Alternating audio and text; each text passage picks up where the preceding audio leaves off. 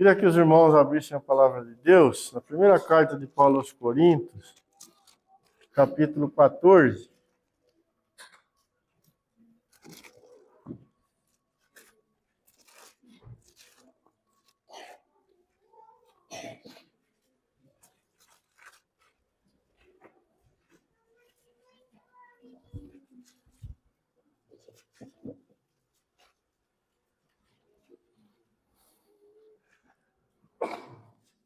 Verso 33.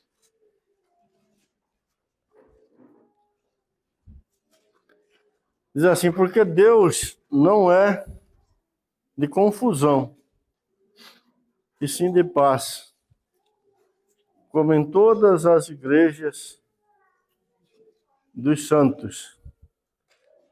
Porque Deus não é de confusão, e sim de paz, como em todas as igrejas dos santos.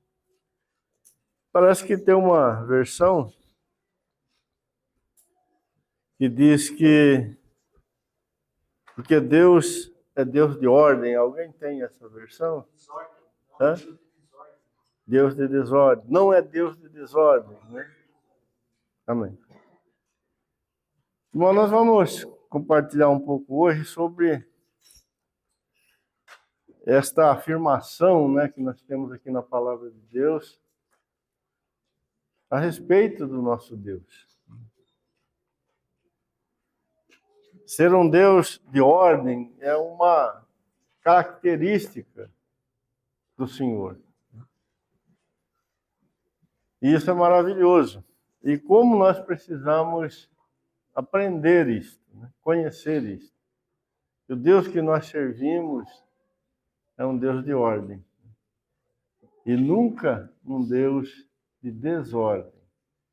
Em todas as coisas que Deus faz, em absolutamente tudo que o Senhor criou e estabeleceu, né, para a sua glória desde a eternidade, tudo está dentro de uma ordem perfeita. E isso alegra o nosso coração, né?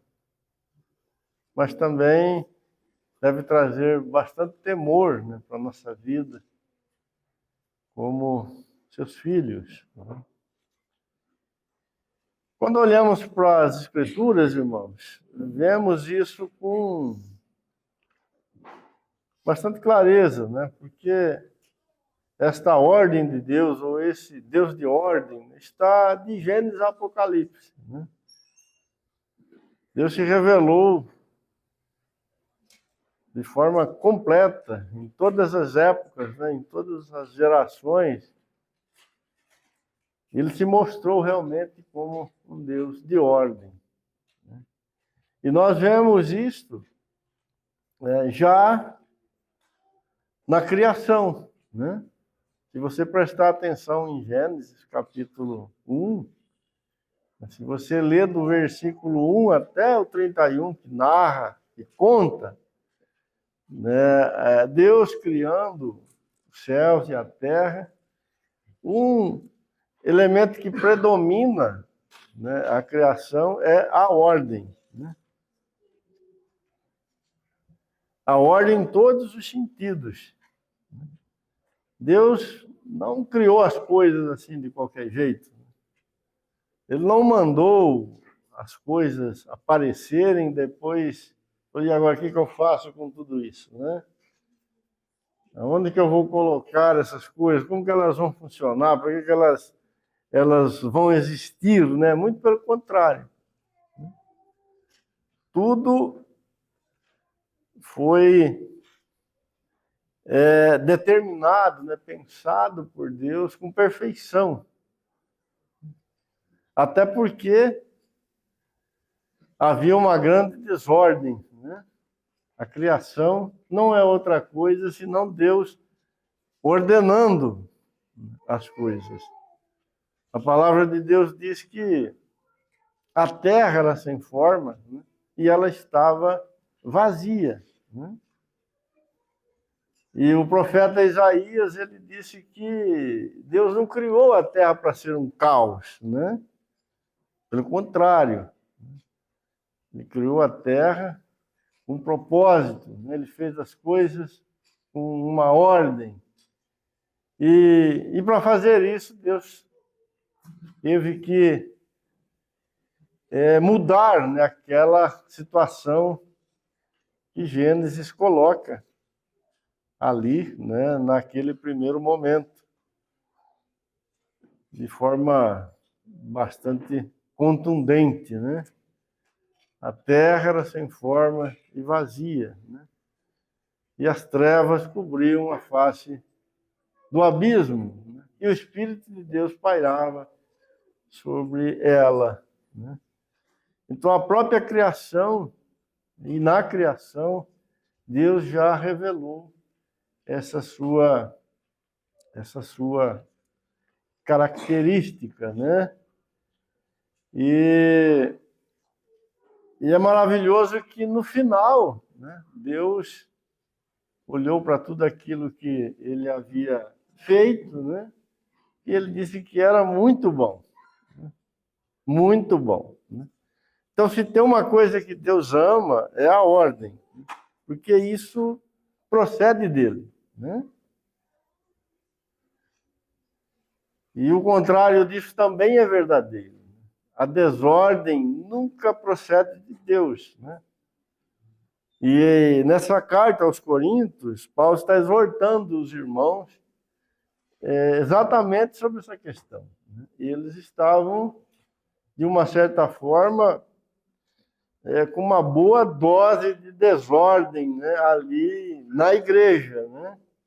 E Paulo lembra eles dessa verdade. Olha, Deus não é Deus de desordem, né? Pelo contrário, ele é um Deus de ordem. Deus ama a ordem, né?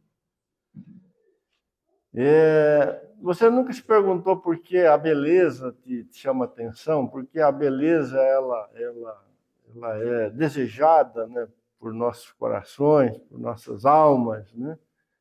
Porque na beleza há a ordem, né?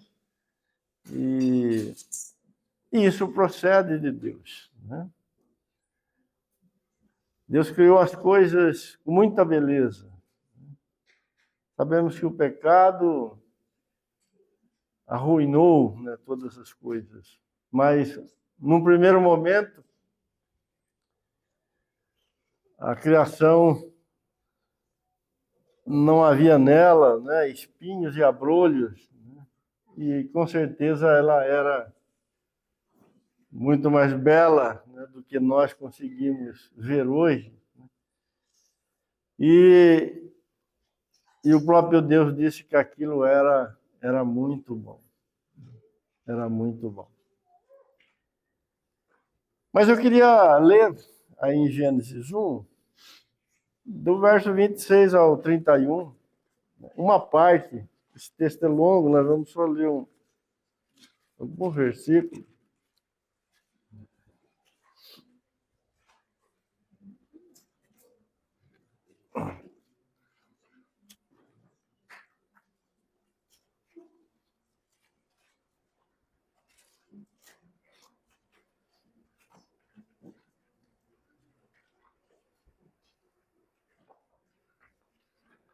Verso 26. Também disse Deus: façamos o homem à nossa imagem, conforme a nossa semelhança. Tenha ele domínio sobre os peixes do mar, sobre as aves do céu, sobre os animais domésticos, sobre toda a terra, e sobre todos os répteis que rastejam pela terra. Criou Deus, pois, o homem à sua imagem, a imagem de Deus o criou, homem e mulher os criou. E Deus os abençoou, lhes disse: sede fecundos, multiplicai-vos, enchei a terra, sujeitai-a, dominai sobre os peixes do mar, sobre as aves do céu e sobre todo animal que rasteja pela terra. E disse Deus ainda: eis que vos tenho dado todas as ervas que dão semente e se acham na superfície de toda a terra, E todas as árvores em que há fruto, que dê semente, isso vos será para mantimento. E todos os animais da terra, e a todas as aves dos céus, e a todos os répteis da terra, em que há fôlego de vida, toda a erva verde lhe será para mantimento. E assim se fez. E viu Deus tudo quanto fizera, e eis que era muito bom. E houve tarde e manhã do sexto dia. Né? Nesse primeiro momento da criação, e nela está incluso o homem, né? Veja como Deus ordenou a vida do homem. Deus não criou o homem e falou, agora você se vira aí, né? Estou te colocando num lugar maravilhoso, você tem tudo o que precisa aí, você é extremamente capaz, né? Enfim, vai fazendo aí o que você puder fazer ou quiser fazer. Não foi assim que Deus fez. Deus criou o homem e ele ordenou a vida do homem aqui em todos os sentidos, né? Ele disse exatamente como o homem devia viver, né? Que o homem do que o homem devia se alimentar, né? Como que o homem deveria se comportar, as competências do homem, né? Sobre quem ele devia dominar. Enfim, todas as manhãs, quando Adão e Eva acordavam, né, eles sabiam exatamente como eles deveriam viver. Né? Tudo estava ordenado por Deus. Havia né, um roteiro, né, que o próprio Senhor deu para eles. Né? E era muito bom isso, né, porque o próprio Deus, né, fez essa afirmação. Ele disse, isso é muito bom. Uma coisa é um de nós aprovar algo, né? Com certeza ainda é bastante duvidoso, né? Mas imagine Deus aprovando algo, né? E não poderia ser diferente, porque foi Ele mesmo que fez isto, né? Então era perfeito, tudo estava no lugar, né? Não tinha como dar errado, né? Havia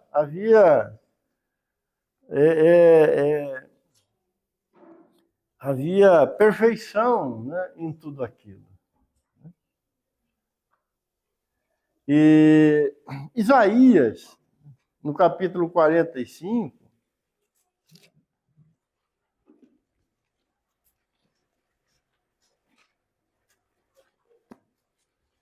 no versículo 12,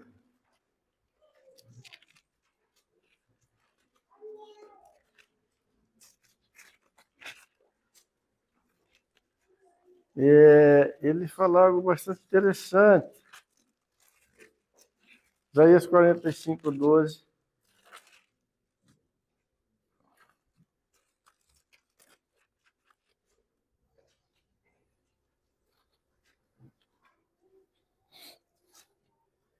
Eu fiz a terra e criei nela o homem.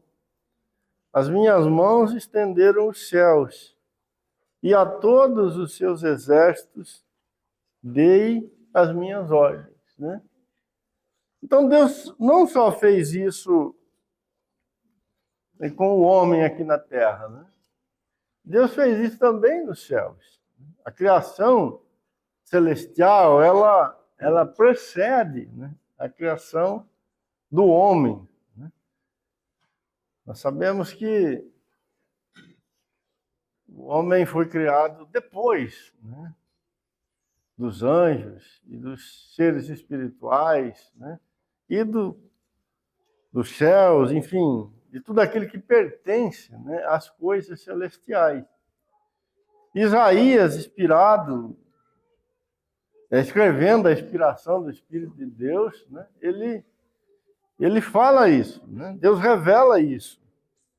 que a essa criação celestial também foi dado ordem, né? Foi colocado ordem. Todas as coisas foram estabelecidas por Deus, né? E certamente era muito bom, né? Como foi a criação do homem e colocado ali no Éden, né? E nós sabemos, né, que a queda de Satanás não é outra coisa senão a violação, né, dessa ordem eterna, né, e celestial de Deus.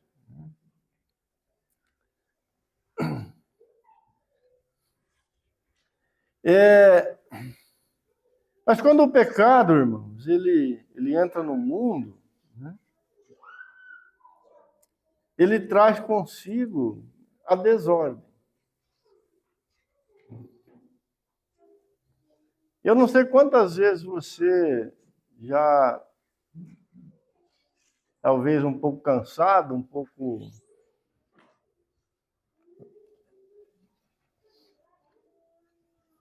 abatido, né? Ou até mesmo confuso, já fez a seguinte pergunta, né? Por que que este mundo, nesse lugar onde vivemos, é tão ruim, né? É tão hostil, né? É tão pesado para nós? Você nunca se fez essa pergunta? Você nunca desejou, Senhor, me leva embora daqui? Você nunca teve a sensação de estar num lugar que não é o teu lugar, né? É uma coisa... Sabe o que é assim, irmãos? Porque o que reina aqui não é a ordem de Deus, mas é a desordem que o pecado trouxe. E esse mundo está ficando cada vez mais difícil, porque a desordem tem aumentado. Ela não ficou só lá no Éden, naquela medida do Éden. Ela continua crescendo até os dias de hoje.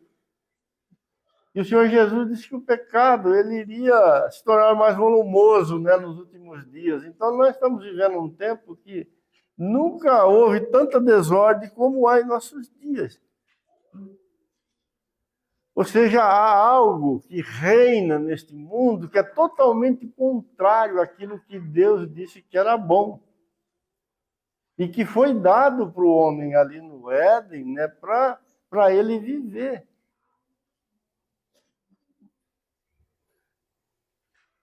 O que a palavra de Deus vai chamar de mundo, né, na verdade, é essa desordem.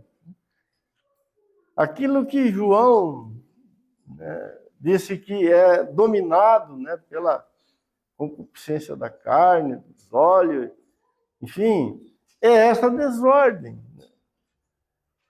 É onde o rumo que as coisas seguem, né, não é aquele dado por Deus, determinado por Deus, estabelecido por Deus, mas é aquele que o pecado introduziu.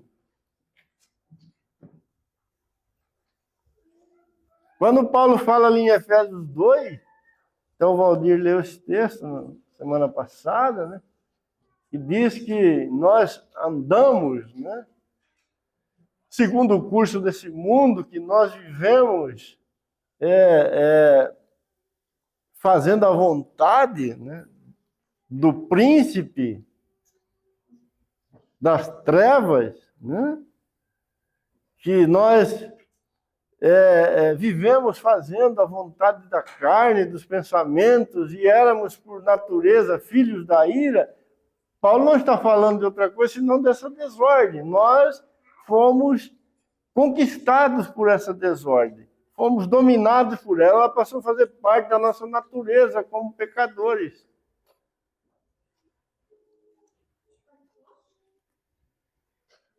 Mas Deus não mudou. E nunca mudará.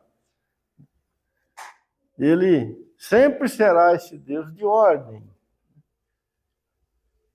Boa ordem, santa ordem, né? Bendita ordem. Tiago, capítulo 3, verso 16,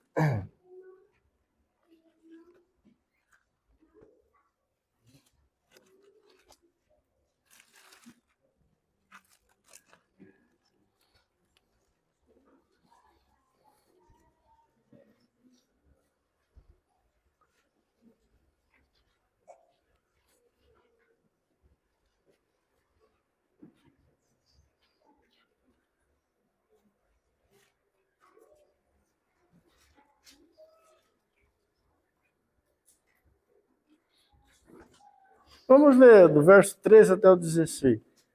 Quem entre vós é sábio e inteligente, mostre em mansidão e sabedoria, mediante condigno proceder as suas obras. Se pelo contrário tendes em vosso coração inveja, amargurada e sentimento faccioso, nem vos glorieis disso, nem mintais contra a verdade. Esta não é a sabedoria que desce do alto, antes é terrena, animal e demoníaca. Pois onde há inveja, sentimento faccioso, onde há confusão e toda espécie de coisa ruim. Pois onde há inveja e sentimento faccioso, aí há confusão e toda espécie de coisa ruim. Né? Então, aonde há confusão, aonde não há ordem, não há nada de bom, só há coisa ruim. E é aqui que nós vivemos. Né? Essa é a marca deste mundo. Né? Por isso ele é tão cansativo. Mas graças a Deus, isso não durará para sempre. Né? Nós podemos ver, por exemplo, essa ordem de Deus. Eu anotei aqui algumas coisas, né, só para a gente dar uma olhada, para chamar a atenção dos irmãos para essa verdade tão maravilhosa. No propósito eterno de Deus em Cristo Jesus, uma ordem absolutamente perfeita. Né? De eternidade a eternidade, o que Deus está fazendo em Cristo Jesus está ordenado, está totalmente estabelecido, né? E totalmente, né, agradável, isso é totalmente agradável ao coração do Pai. Não há nenhum momento, né, de improviso nesta obra eterna que o Senhor Deus está fazendo em Cristo Jesus. Isso é muito importante para nós, a compreensão disso. Porque não podemos nos relacionar com Deus de forma correta, né, se não soubermos e se não tivermos no nosso coração a certeza, a confiança, né, de que o Senhor tem o controle de todas as coisas em suas mãos. E não só isso, né, mas que Ele próprio, né, já estabeleceu o caminho, né, de todas as coisas. E que nada, absolutamente nada disso será mudado. A palavra de Deus diz que nenhum dos propósitos de Deus podem ser frustrados. Ou seja, aquilo que Deus quis lá na eternidade está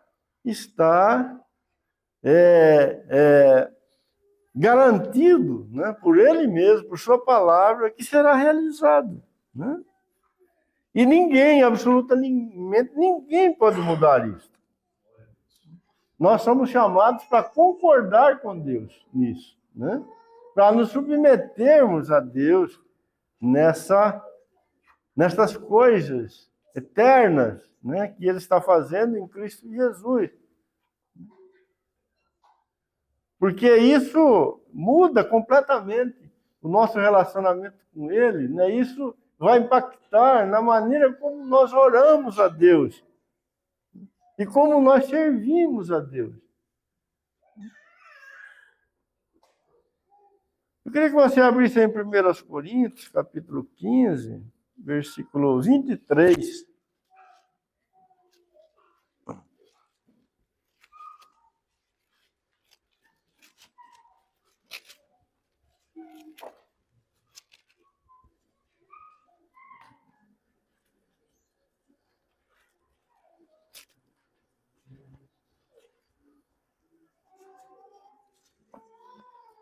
Paulo aqui está ensinando sobre a ressurreição dos mortos, né? Ele diz assim, cada um,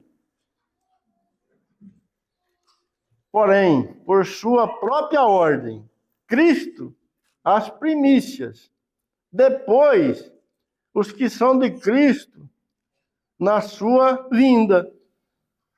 Verso 24. Então virá o fim, quando ele entregar o reino ao Deus e Pai, quando houver destruído todos os principados, bem como todas as potestades, né?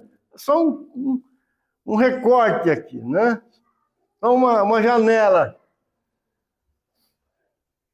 O que Paulo está dizendo? Que há uma ordem, né? Aqui ele está tratando da ressurreição. O Senhor Jesus é o primeiro que ressuscitou dentre os mortos.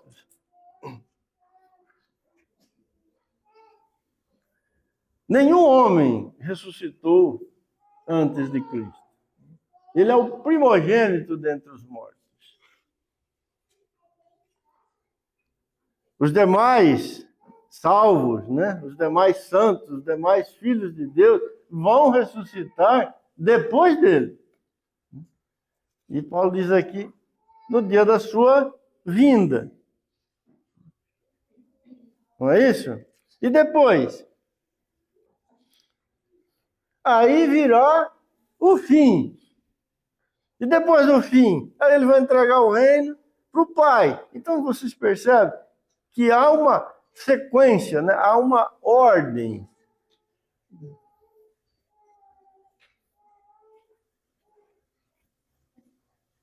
Ninguém vai ressuscitar, ninguém ressuscitou antes de Cristo. Ninguém. Todos os demais homens vão ressuscitar depois de Cristo.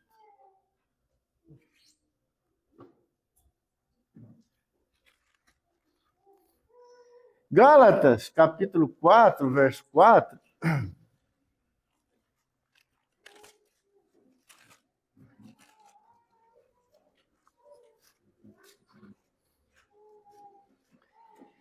E vindo, porém, a plenitude dos tempos, Deus enviou seu filho, nascido de mulher, nascido sob a lei.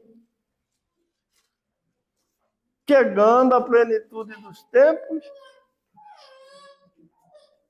Deus enviou seu filho, nascido de mulher, nascido sob a lei.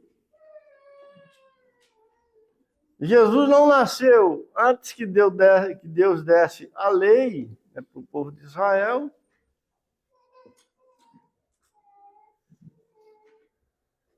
Jesus nasceu de mulher. Deus preparou aquela mulher para ser a sua mãe, né? Deus preparou Maria. E preparou no seu tempo. Diz o texto, chegando à plenitude dos tempos. Então Deus enviou o seu filho. Irmãos, nós temos uma dificuldade enorme, né? E muitas coisas não são claras para nós. Nós não conseguimos ver, né? Porque o próprio Paulo diz que hoje nós enxergamos quem olha num espelho, né, meio embaçado, a gente não vê claramente as coisas. Tem muitas coisas nas Escrituras que ainda são um mistério para nós, né? Ainda não nos foram completamente reveladas. Mas isso não significa que Deus está discutindo o assunto, ainda pensando no que ele vai fazer com essas coisas. Essa dificuldade, ela está do nosso lado. Não do lado de Deus. Deus já ordenou todas as coisas, desde os tempos eternos, né? E ele tem aplicado isso, ele tem trazido isso para a sua glória, né? E aplicado ela nos céus e na terra.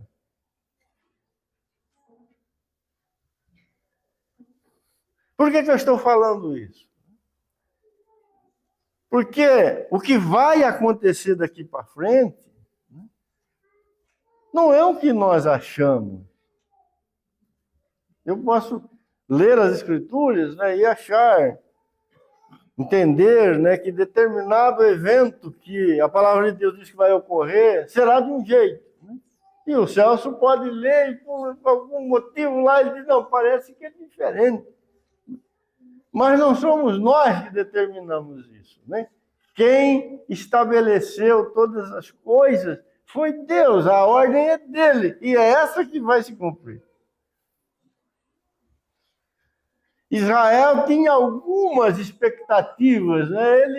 Ele achava, Israel como povo achava, que Deus teria que fazer as coisas de determinadas maneiras, e até hoje eles estão lá, né, discutindo, porque Deus já fez e eles não viram.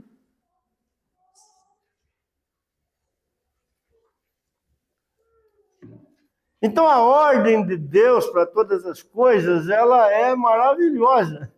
E Deus vai executar esta ordem. Esta ordem. E nenhum de nós vai mudar isso, alterar isso.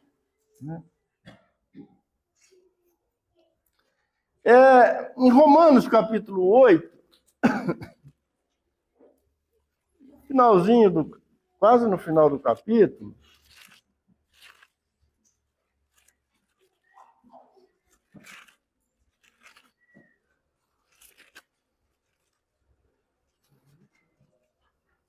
verso 29, porquanto os que de antemão conheceu, também os predestinou para serem conforme a imagem de seu filho, a fim de que ele seja o primogênito entre muitos irmãos. E aos que predestinou, a esses também chamou. E aos que chamou, também justificou. E aos que justificou, a esses também glorificou.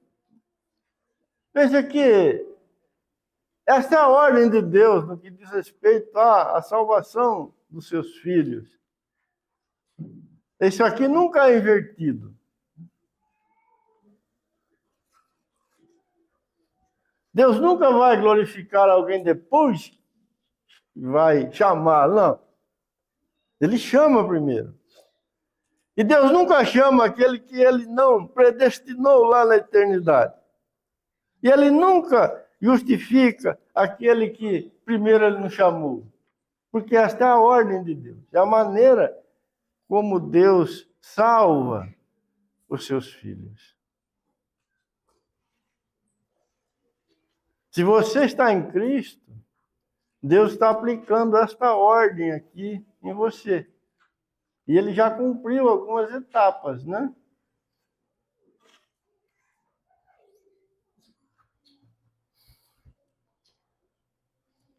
Está faltando concluir a última, né? De glorificar em Cristo Jesus. E ele vai fazer isso também. Em Efésios capítulo 3,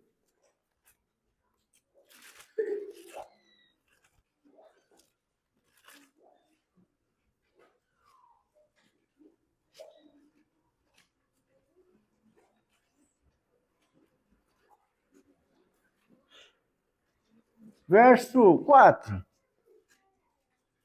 Pelo que quando ledes, podeis compreender o meu discernimento do mistério de Cristo. Paulo está falando aqui, né? O qual, em outras gerações, não foi dado a conhecer aos filhos dos homens. Veja que a própria revelação de Cristo, ou de Deus em Cristo, tem uma ordem. Ela não foi dada por completo no começo. Deus não revelou isso totalmente no início. Então Paulo diz que não foi dado a conhecer aos filhos dos homens, como agora foi revelado aos seus santos apóstolos e profetas do Espírito. Então a revelação plena Paulo está dizendo, Deus guardou para dar ela, para entregar ela através dos apóstolos e dos profetas. Deus ordenou que seria assim. A saber, que os gentios são coerdeiros, membros do mesmo corpo e coparticipantes da promessa em Cristo Jesus, por meio do Evangelho, do qual fui constituído ministro, conforme o dom da graça de Deus a mim concedida, segundo a força operante do seu poder.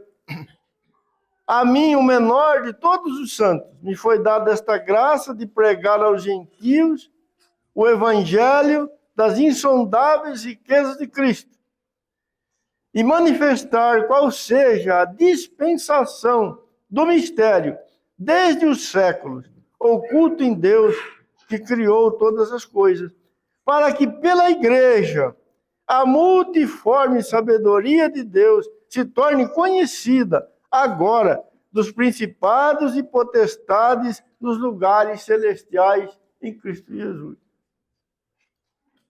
Esse Cristo Jesus eu que acrescentei por minha conta, viu, irmão?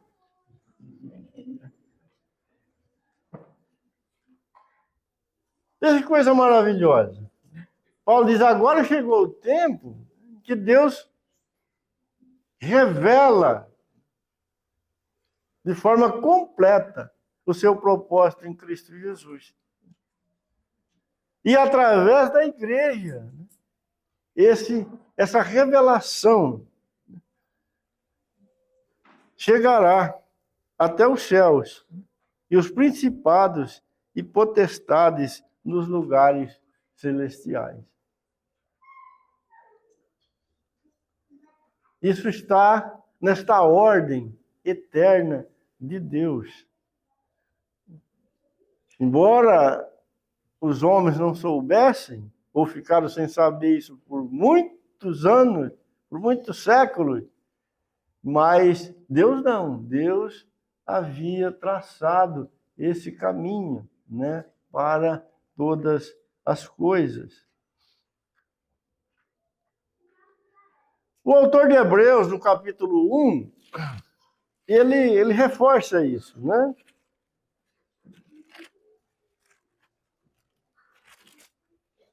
Ele fala assim, havendo Deus outrora falado muitas vezes e de muitas maneiras aos pais pelos profetas, nesses últimos dias nos falou pelo Filho, a quem constituiu herdeiro de todas as coisas, pelo qual também fez o mundo, né? Então o autor de Hebreus também faz essa afirmação, que Deus ordenou que a sua revelação seria progressiva, né?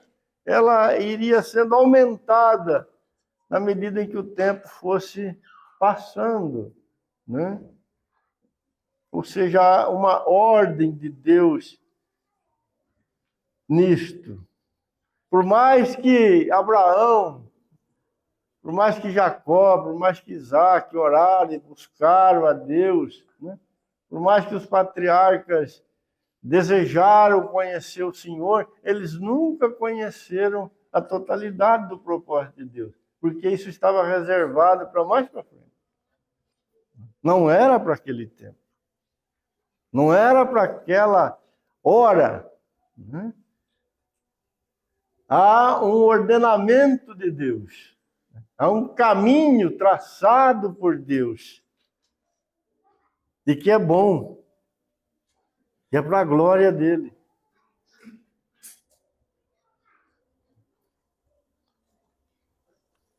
Você se lembra que Moisés quis ver a glória de Deus, não quis? Mas Deus não se revelou totalmente a Moisés. Né? Ele colocou Moisés lá numa rocha, numa fenda de uma rocha, e deixou Moisés ver ele por trás, né? Só as costas de Deus, digamos assim.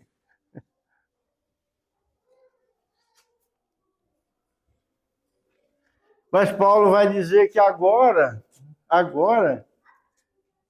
Deus pode ser visto a glória de Deus pode ser vista na face de Jesus Cristo, pelo Evangelho, por meio do Espírito Santo.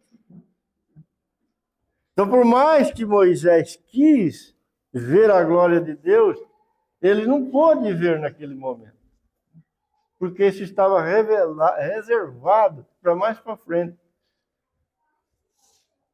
para os santos dos últimos dias, não os mormons, né, mas os santos desses tempos do fim.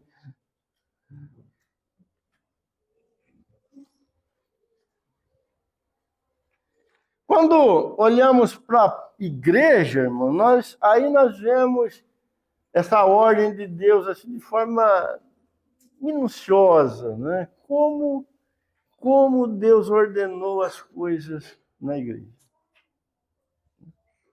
Eu vou ler um texto. Depois você pode ler a Bíblia toda, né? Porque ela trata desse assunto, né? Apocalipse, capítulo 21.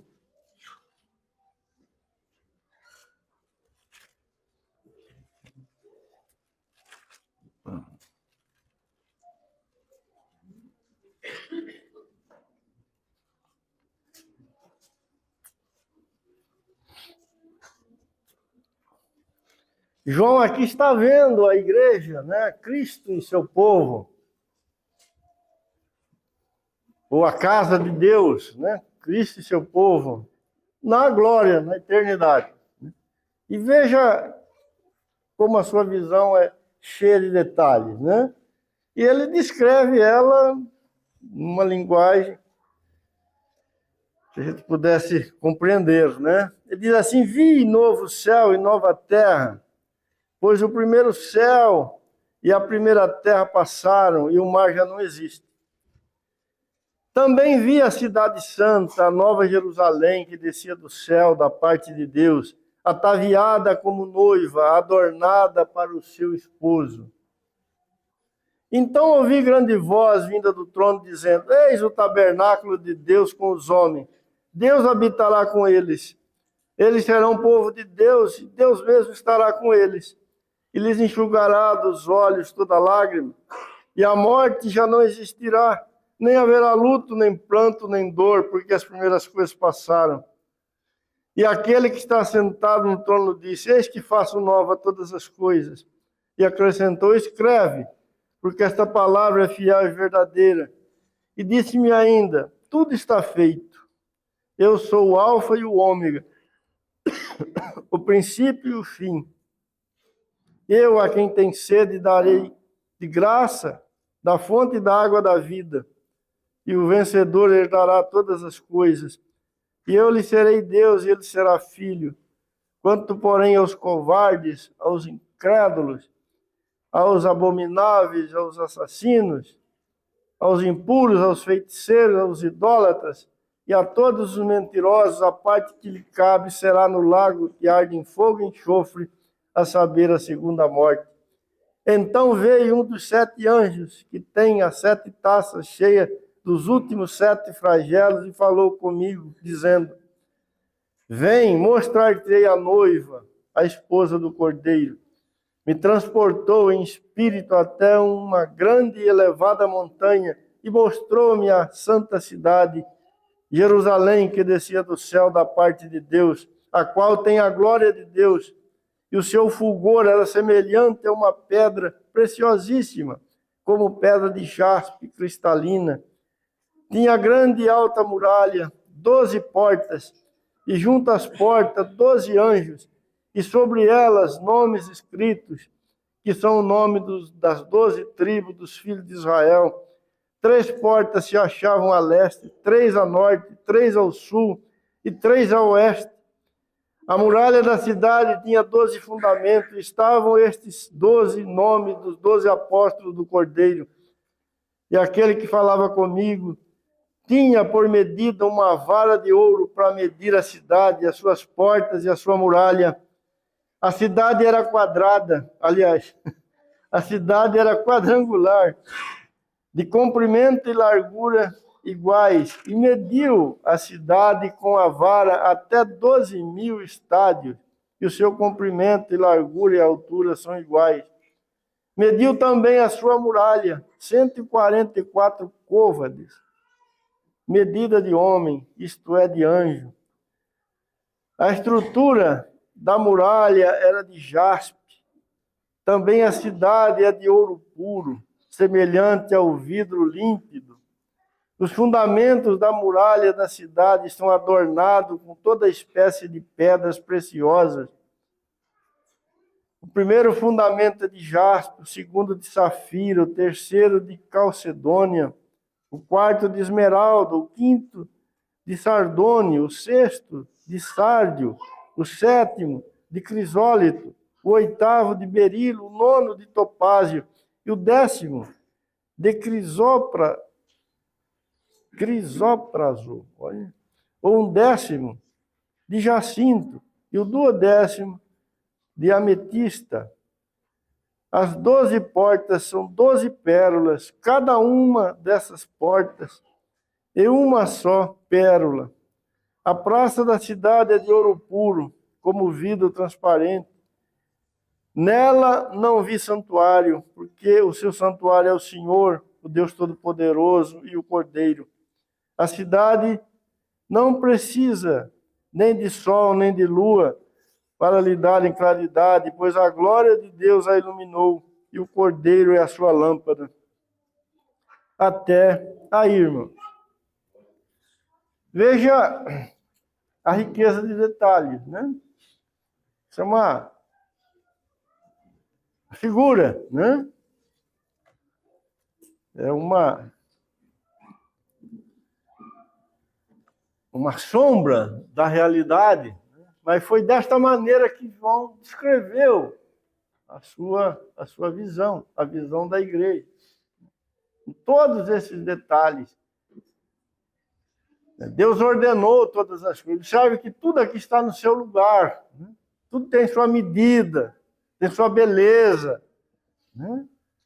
Cada uma dessas pedras preciosas fala de uma grande verdade, a glória do Senhor. Tudo aqui está arranjado, né, para a glória de Deus, para a morada de Deus. A igreja, irmãos, a casa de Deus não é um ajuntamento, né? Fruto do acaso, né? Ou alguma coisa que a sabedoria do homem preparou aqui nessa terra e entregou, né, para o Senhor. Muito pelo contrário. Né? A igreja do Senhor, ela foi pensada, né, de forma meticulosa, né, pelo próprio Deus, para a sua glória. Não há absolutamente nada na casa de Deus que não esteja dentro dessa ordem do Senhor, desse desejo santo e eterno do nosso Pai. Vocês se lembram quando Deus mandou construir o tabernáculo lá no deserto? Aquele tabernáculo é uma figura, né, de Cristo e de sua igreja. Cada coisinha naquele tabernáculo, Moisés obedeceu os céus, né? Cada prego que foi colocado ali, quem deu a medida do prego, né, o material que tinha que ser feito, foi o próprio Deus. Era uma sombra da igreja de Cristo Jesus.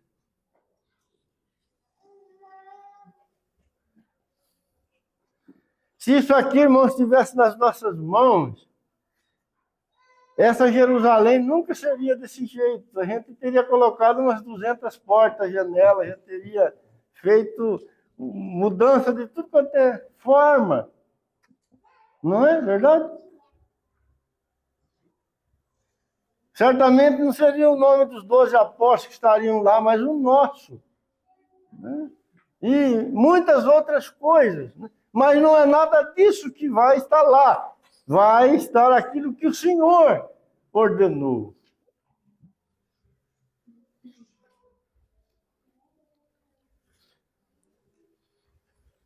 Nessa casa de Deus, Cristo é o cabeça.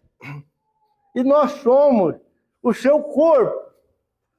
E individualmente nós somos membros desse corpo. 1 Coríntios capítulo 12.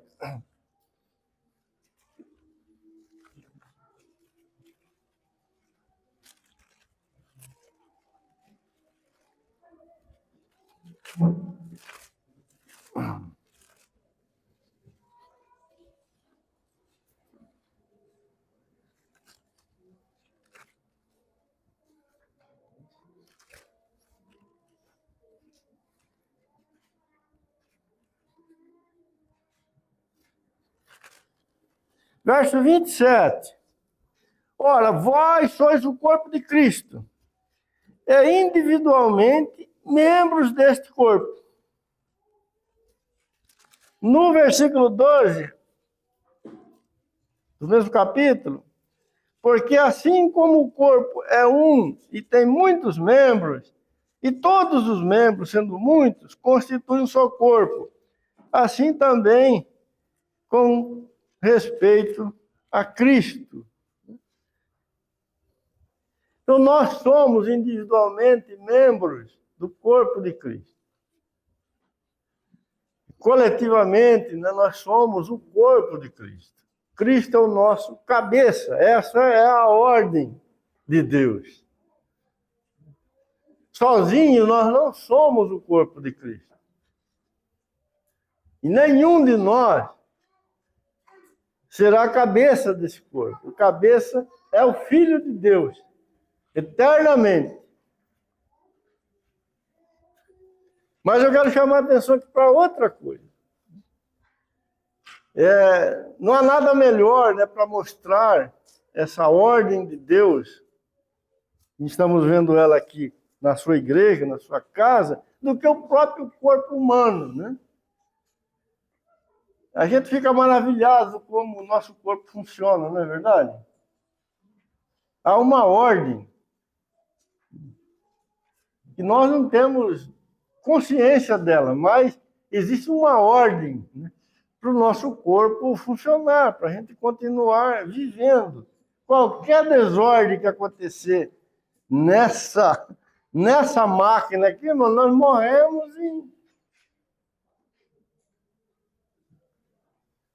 Bem simples. Ela precisa estar sendo oxigenada. Se você tentar mudar isso, quanto você dura?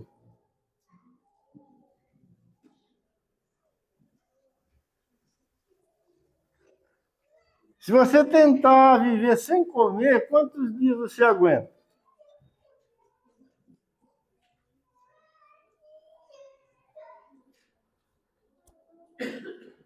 Há uma ordem.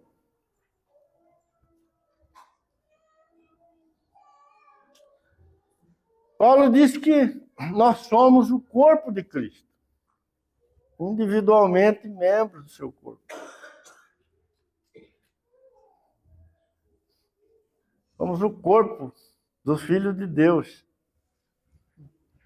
Se há uma ordem nesse corpo terreno, né, nessa casa terrestre, que é colocada aqui como sombra disso, né? Como deve ser maravilhosa essa ordem na casa espiritual, na casa, no santuário de Deus, onde Cristo é o cabeça. Isso não pode ser mudado, nunca será mudado, porque foi Deus que estabeleceu isso.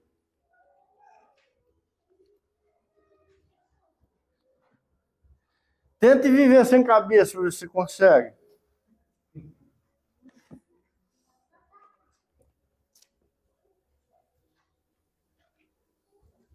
Machuca um dedinho aí para ver se você não descobre que ele está machucado. Ele é um membro do corpo, pequeno.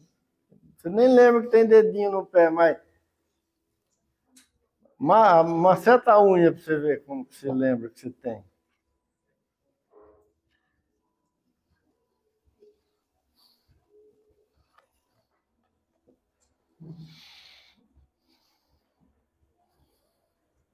em Efésios 5,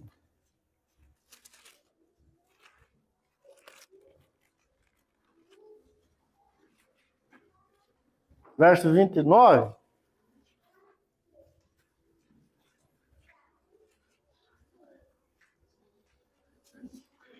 porque ninguém jamais odiou a própria carne, antes a alimenta e dela cuida, como também Cristo faz com a igreja, porque somos membros do seu corpo. Membros do seu corpo.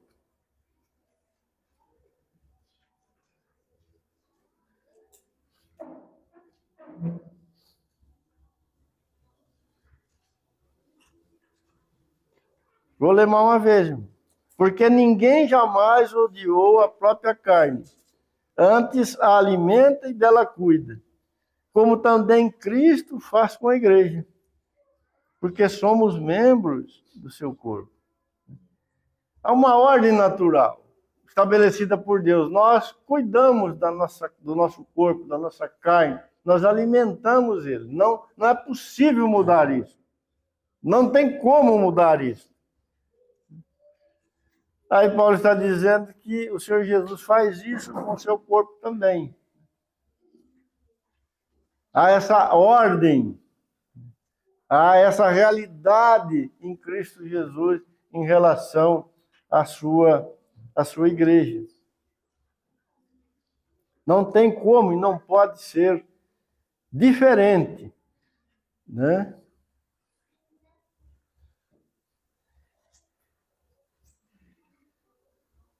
Eu vou falar de mais duas coisas aqui, mais dois tópicos, para a gente continuar olhando para essa verdade. Trazendo para uma coisa mais próxima de nós, a gente está mais acostumado, né? Deus ordenou, por exemplo, as famílias. Não ordenou?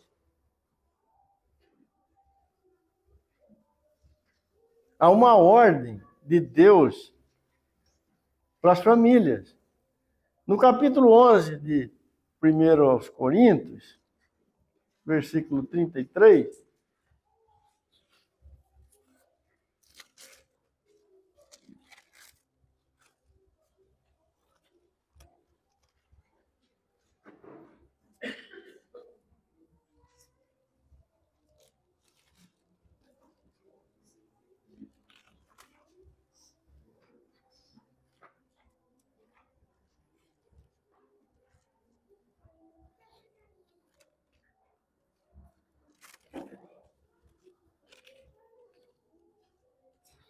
aliás, capítulo 11, versículo 3.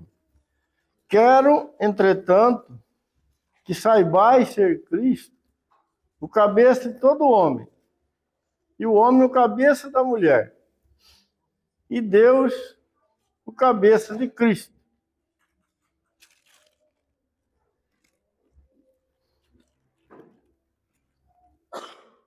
Efésios 5, volta para o mesmo capítulo que a gente estava lá, de Efésios. Agora nós vamos ler do verso 22.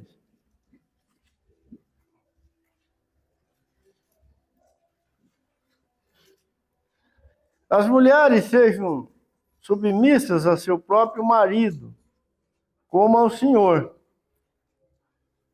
Porque o marido é o cabeça da mulher, como também Cristo é o cabeça da igreja, sendo esse mesmo o salvador do corpo.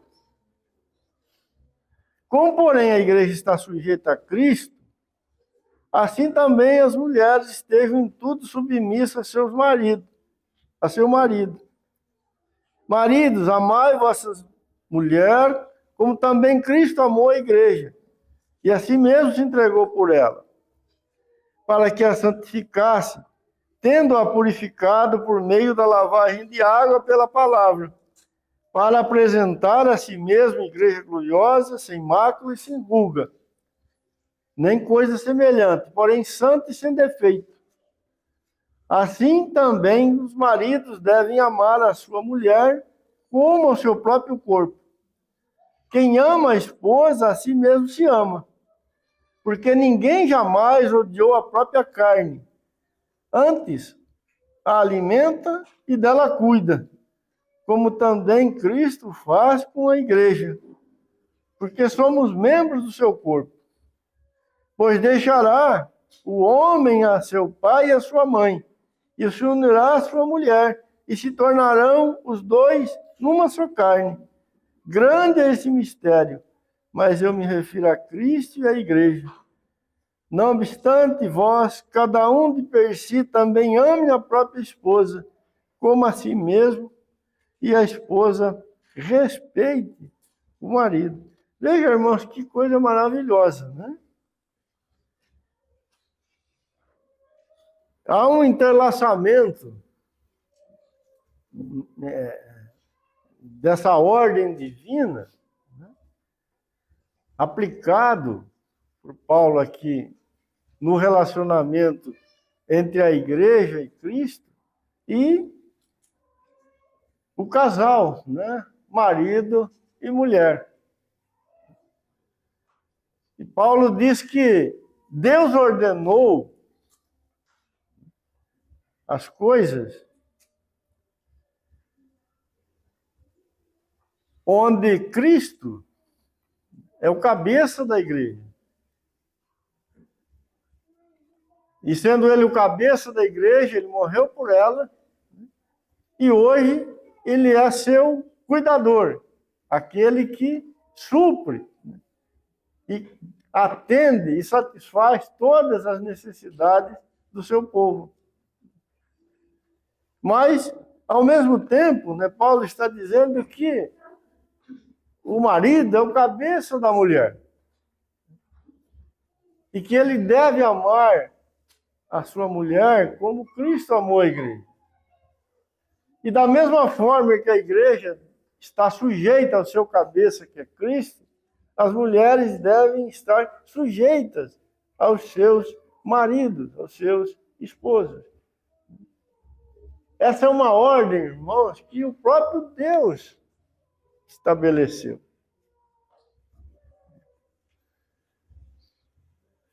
É por isso que há tanta dificuldade, né, para se manter as famílias, né, os casais, porque na vida familiar, né, no matrimônio, está presente essa ordem de Deus, que é uma figura de uma ordem, ou dessa ordem, né, no grau máximo, né, entre Cristo e a igreja. Não é uma questão de preferência nossa, ou de concordarmos ou discordarmos dessas coisas. Foi Deus que ordenou assim. E o que ele faz é muito bom. É perfeito. Dá certo.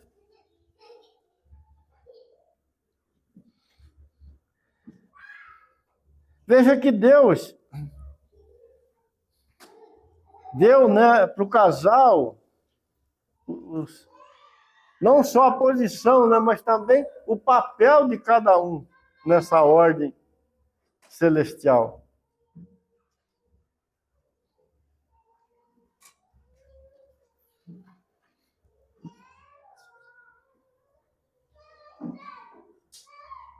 Deus ordenou, por exemplo, como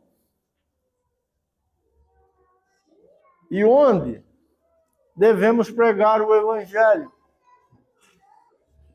Minutos antes do Senhor subir aos céus, o que ele disse para os seus apóstolos? Toda a autoridade me foi dada nos céus e na terra. Ide por todo mundo e pregai o Evangelho. Quem crer e for batizado será salvo. Em Atos dos Apóstolos, capítulo 1, versículo 8, para os irmãos ali de Jerusalém, aquela multidão, né, que estava vendo ele subir, Ele disse: vocês vão ficar em Jerusalém. Vocês vão ser revestidos com o poder do alto. E aí vocês vão pregar o evangelho. Primeiro aqui em Jerusalém, depois na Judéia, depois em Samaria e depois até os confins da terra.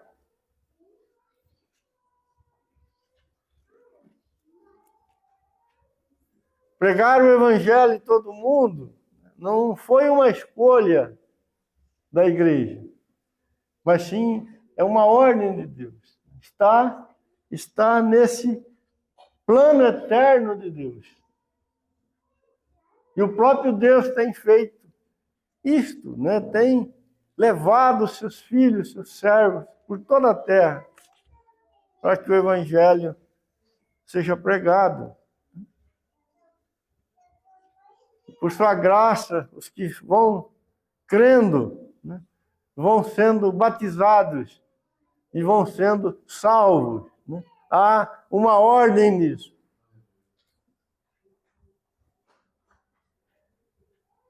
O evangelho nunca encontra ninguém salvo. Ele vai ao encontro do perdido para salvar, né?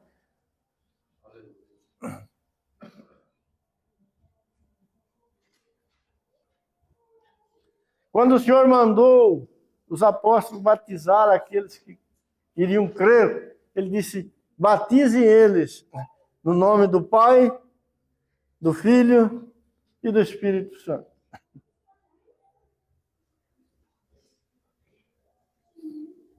Não foram os apóstolos que escolheram fazer isso. Bom, nós vamos batizar, mas vamos batizar como? Em nome de quem? Não, já estava ordenado.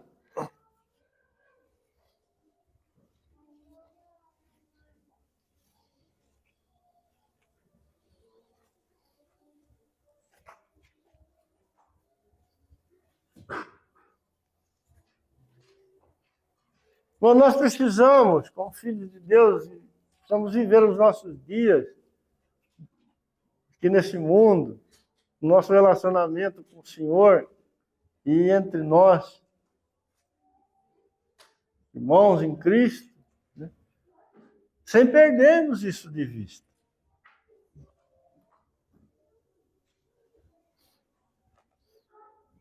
Nós não temos autonomia, nós não temos independência.